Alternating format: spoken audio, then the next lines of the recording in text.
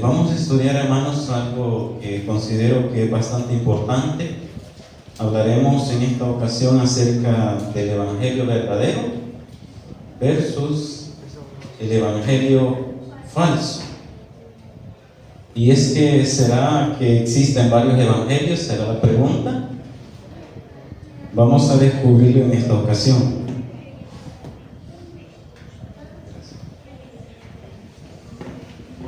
Usted sabe que, bueno, de paso, ¿por qué se le llama a los libros de Mateo, Marcos, Lucas y Juan los evangelios? ¿Y por qué los otros no? Porque ellos tienen, ¿verdad?, la enseñanza acerca de la vida de Jesucristo. Y ese evangelio que nosotros tenemos, ese evangelio eterno, ese evangelio, ¿usted sabe qué significa la palabra evangelio? Buenas nuevas, buenas noticias. Pregunto, ¿cuáles son las buenas noticias que nosotros tenemos que predicar al mundo? La segunda venida de Cristo, correcto. Tenemos que predicarle al mundo que Jesús vino a la tierra, que vino, nos dio ejemplo, así como Él hizo, nosotros también debemos hacer. Murió en nuestro lugar, pero lo más especial es que resucitó. Se encuentra en este momento intercediendo ante el Padre y muy pronto regresa a dar a cada uno conforme sean sus obras. Ese es el evangelio que nosotros, hermanos, tenemos que predicar. Entonces, pero el enemigo, hermanos, siempre quiere tergiversar lo que Dios hace, siempre quiere echar abajo lo que Dios hace, siempre va haciendo una copia, ¿verdad? Y así como está el evangelio verdadero que Dios nos ha dejado predicar, también existe un evangelio contaminado, un evangelio falso. Y nosotros como cristianos, como adventistas del séptimo día, tenemos que primero conocer cuál es el evangelio verdadero para también predicarlo a los demás. Decirles algo, hermanos, muchas veces decimos, mire, el evangelio ya está siendo predicado en el mundo, en muchas iglesias, predicando acá, hablando de Jesús, pero si usted analiza a profundidad, ¿será ese evangelio el evangelio verdadero? ¿Será ese evangelio que predican las otras denominaciones el evangelio genuino? Si usted estudia en profundidad se dará cuenta que no. Hay cosas que no están completamente conforme a la palabra de Dios, y entonces ya no se vuelve un evangelio verdadero. Entonces tenemos que tener cuidado para poder discernir cuál es ese evangelio verdadero y también así predicarlo. Pero ¿acaso hay dos evangelios? Vamos a ver lo que nos dice la carta a los Gálatas en el capítulo número 1, versículo del 6 en adelante. Busque, hermano, en su Biblia. Recuerde que nuestra base, nuestro fundamento es la palabra de Dios. Nosotros no debemos creer lo que el humano dice, sino lo que dice la palabra del Señor. En la carta a los Gálatas, en el capítulo 1, en versículo 6, el apóstol Pablo se dirige a los hermanos de Galacia. Usted sabe cuál era el trabajo del apóstol Pablo. Él iba a ciertos lugares, predicaba y dejaba, ¿verdad?, de allí un grupo que seguía predicando en ese lugar, y luego él se iba hacia otro lugar. Y allá estando lejos, pues él les escribía estas epístolas o cartas para estar pendiente, ¿verdad?, de ese grupo que había dejado en ese lugar. Y en este caso, el apóstol Pablo hace una exhortación, hace una amonestación a los hermanos de Galacia. Mire lo que dice el versículo 6. Estoy maravillado de que tan pronto os hayáis alejado del que os llamó por la gracia de Cristo para seguir, ¿dice qué? Un evangelio diferente. El apóstol le dice, bueno, ya quedó fundada esa iglesia, ahora yo me fui a predicar, pero estoy maravillado que tan pronto ustedes se hayan alejado. del que os llamó por la gracia de Cristo, para seguir, dice, un evangelio diferente. Vea lo que dice el 7. No que haya otro, o sea, no es que haya otro evangelio, sino que hay algunos que os perturban y quieren pervertir el evangelio de Cristo. En realidad no es que hayan dos evangelios. El evangelio verdadero es uno solo, pero el enemigo envía a personas para que perturben ese evangelio. Dice el versículo 8: mas si aún nosotros o un ángel del cielo os anunciare otro evangelio diferente del que os hemos anunciado, este sea anatema, este sea maldito, dice otra versión. En otras palabras, hermanos, usted, aunque baje un ángel del cielo y le diga algo diferente, usted no debe creer a un evangelio diferente. Dice el versículo 9: como antes hemos dicho, también ahora lo repito, si alguno os predica diferente evangelio del que habéis recibido, sea anatema. Lo está confirmando, lo repite nuevamente el apóstol Pablo. Y aquí es importante, hermanos, que recordemos que nosotros no obedecemos al hombre, que nosotros debemos primero estudiar la palabra del Señor para ver si las cosas son así. El problema que estamos teniendo, hermanos, como iglesia, y lo digo en general, es que no estamos estudiando lo suficiente la palabra de Dios. Y como no estamos estudiando, estamos propensos a ser engañados.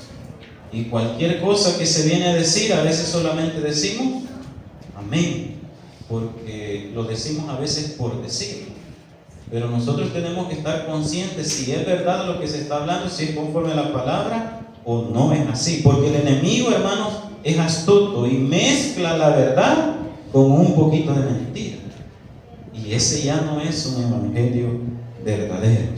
Así que, hermanos, mucho cuidado, solamente existe un evangelio. No nos dejemos engañar. Vea lo que dice Efesios en el capítulo número 4, versículo 14. Efesios 4:14 dice: para que ya no seamos niños fluctuantes. Usted, si puede pasar una persona allá y le dice a un niño: venite conmigo, te voy a regalar un dulce, un juguetito. Y el niño, ¿verdad?, inocentemente se puede ir por un dulcito, por un juguete. Pero una persona fácilmente puede ser engañado a un niño, ¿sí o no? Sí. Pero el apóstol nos dice que ya no seamos niños fluctuantes que los pueden mover para acá, para allá fácilmente. No, llevados por doquiera de todo viento de doctrina, por estratagema de hombres que para engañar emplean con astucia las artimañas del error. Una pregunta, hermano: ¿usted se considera un niño, hablando espiritualmente, porque esto es un aspecto espiritual?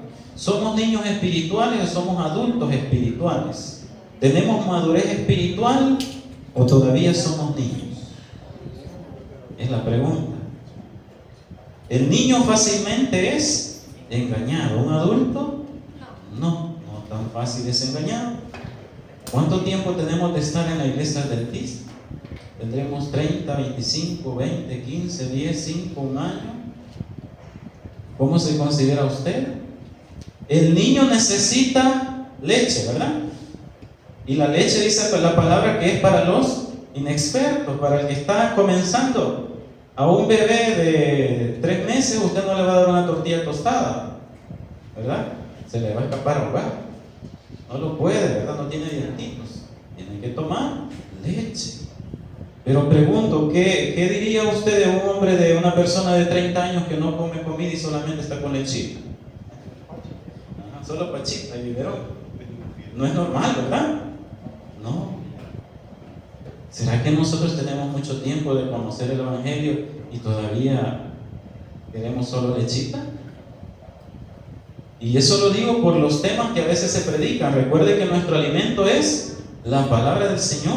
Es tiempo ya que dejemos la leche y comencemos a comer alimento sólido, ¿sí? Entonces, eso es lo que nos está faltando como iglesia: comer más sólidamente, y de esa manera y con la ayuda del Espíritu Santo estaremos preparados para discernir entre la verdad y el error, porque el enemigo es astuto. Tiene personas, dice ahí, que van a usar las artimañas con astucia para poder engañarnos. Y ahí dice que, recuerda lo que dice en el Evangelio, que engañará, si es posible, aún a los escogidos. Quiero hablarles en esta ocasión, hermanos, hablando acerca de esto del Evangelio verdadero y el Evangelio falso, que en la actualidad hay algunas ideologías que están penetrando en la iglesia y han surgido un grupo de iglesias llamadas emergentes o iglesias amigables, que muchas veces usted dirá, hermano, pero eso es allá, ¿verdad? Afuera, yo no voy allá. Pero las ideologías de ellos están penetrando también en la iglesia. Usted dirá, yo no voy allá, no me congrego, pero como ellos dicen, hay un grupo que no viene, nosotros vamos, ¿verdad?, a enviar esta ideología. Y eso, hermanos, está causando que el Evangelio se esté pervirtiendo. Y vamos a hablar un poquito acerca de esto. Yo no sé si usted ha investigado, pero en la actualidad esto se está dando mucho. Y lo invito a que usted pueda investigar un poco más acerca de esto. Dice que las iglesias emergentes son un movimiento cristiano protestante, cuyos participantes buscan vivir su fe en la sociedad postmoderna, independientemente de las tradiciones religiosas.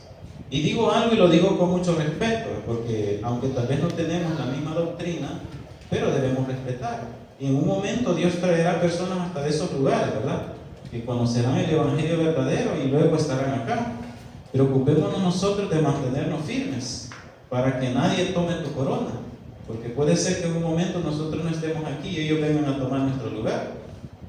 Ojalá el Señor pues permita que estas personas también conozcan el Evangelio verdadero. Pero la ideología de ellos es esta, hermanos. Dice que la iglesia tiene que estar conforme a lo que se está viviendo en la actualidad. No se debe quedar atrás, sino que debe modernizarse. Y ellos tienen estas ideologías, mira, afirman que la experiencia vale más que la razón. Es más importante el momento que está viviendo. Y usted ve esas iglesias llenas. Es más importante el momento, lo que se vive, que la razón. Vamos a leer, hermanos, lo que dice Romanos capítulo 12, versículo 2. ¿Será que la razón, nuestro entendimiento, es importante o no es importante? Ellos dicen que no es importante. Más vale el momento que usted está viviendo, la emoción. De paso decirle, hermano, nuestra iglesia no es una iglesia emocional, no es una iglesia de sentimientos. ¿Sabe por qué? Porque los sentimientos son variables. Usted en un momento puede estar contento, feliz, en un momento decepcionado, con depresión. Y si fuera así el Evangelio, pues el Evangelio no marcharía bien. Nuestra iglesia no es de emociones, por gritar, por hablar, por decir cosas sin sentido. Nuestra iglesia está basada en la razón. Recuerden que Dios, ¿dónde trabaja, hermanos? En nuestro corazón, que es sinónimo de nuestra mente. La mente es lo más importante. Dios conoce sus pensamientos y usted también. El enemigo no los conoce. El enemigo conoce lo que usted exterioriza, y eso lo estudia minuciosamente. El enemigo no entra a su mente. El enemigo hace que a través de sus sentidos usted puede ingresar esos malos pensamientos. Él no puede saber sus pensamientos, pero sabe sus gustos. Dios sí lo sabe. Dios trabaja, hermanos, en nuestro entendimiento. ¿Qué dice Romanos 12:2? No os conforméis a este mundo, sino transformados por medio de la renovación de vuestro entendimiento, para que comprobéis cuál es la buena voluntad de Dios, agradable. Amén. Gracias, hermano. Necesitamos una transformación. ¿En qué, hermanos? En nuestro entendimiento, en nuestra razón. Alguien dirá, bueno, hermano, pero eso no tiene mucha relevancia. Ellos digan que la experiencia vale más que la razón. Como no, hermano, eso es muy importante. Es más importante la razón, lo que tenemos en nuestra mente, y no solamente una experiencia. Porque la experiencia es algo superficial, la razón es algo interior. Y Dios y el Espíritu Santo trabajan en nuestra razón. Ellos dicen que lo exterior es más importante que lo interior, y que los sentimientos son más importantes o están sobre la verdad. Y eso no es así, ¿verdad? La verdad es importante. Santifícalos en tu verdad. tu palabra es verdad. También sostienen que no deben seguirse reglas anticuadas o duras y que la iglesia debe ceñirse al tiempo y a la cultura. Esas son las ideologías que ellos tienen. Nos catalogan a nosotros como iglesias anticuadas, como iglesias aburridas, como iglesias duras. Ellos dicen que la iglesia debe cambiar conforme el tiempo y la cultura, y esta ideología está penetrando también en las nuestras. Mucho cuidado. Recuerde que los tiempos cambian, pero la palabra del Señor permanece para siempre. Los principios de la palabra del Señor fueron, son y seguirán siendo siempre, hermanos. Se mantienen. Amén. ¿Está consciente usted de eso? Amén. Amén. Qué bueno. Continuamos hablando acerca de estas iglesias emergentes. Ellos afirman que la Biblia no contiene una verdad absoluta, que la verdad bíblica puede ser relativa o discutible. No hay algo así como, digamos, fundamentado, algo que sea así concretamente, sino que puede ser discutible. En otras palabras, están buscando el favor, adecuar la palabra de Dios a lo que yo quiero. Además de eso, dicen, bueno, sigue como estás, Cristo te ama. Y ya voy a explicar bien esto para que no me vayan a malentender. Dios es amor y puedes vivir, dicen ellos, como quieras.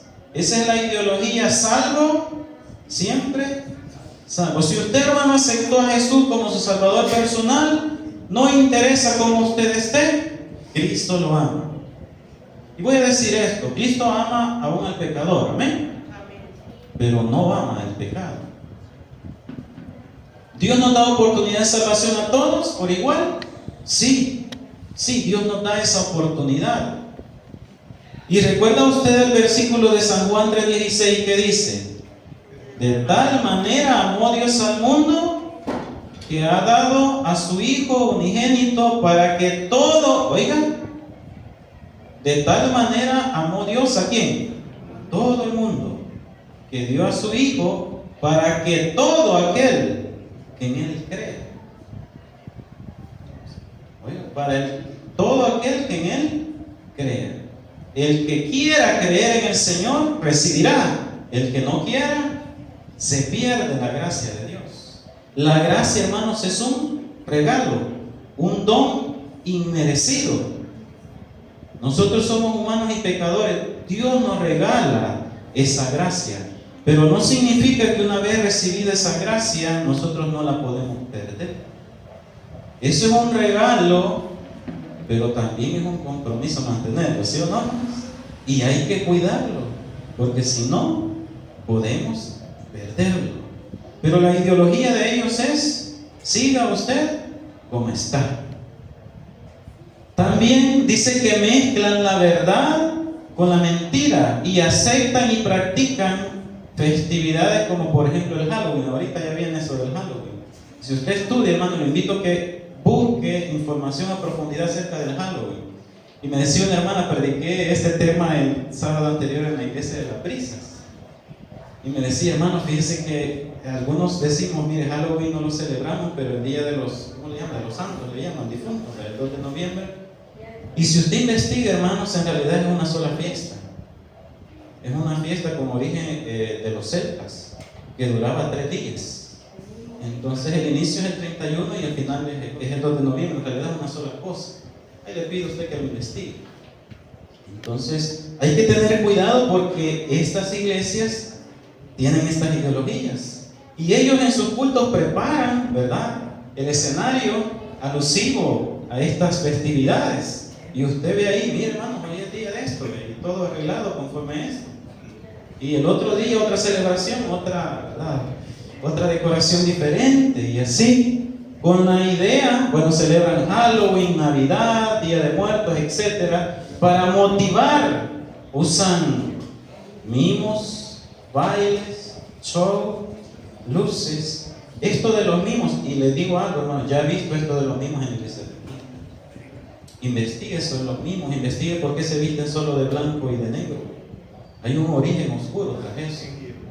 Investigue. Y todo eso, hermanos, lo hacen ellos ¿para qué? Para atraer, para que la gente se sienta en confianza. Y si usted dice, bueno, entonces no hay mucha diferencia, la gente va del mundo y dice, en el mundo yo celebro esto, pero yo veo que allá también, ¿verdad? Este tipo de festividad, me siento bien, estoy acostumbrado. La idea es tener un poco más de números.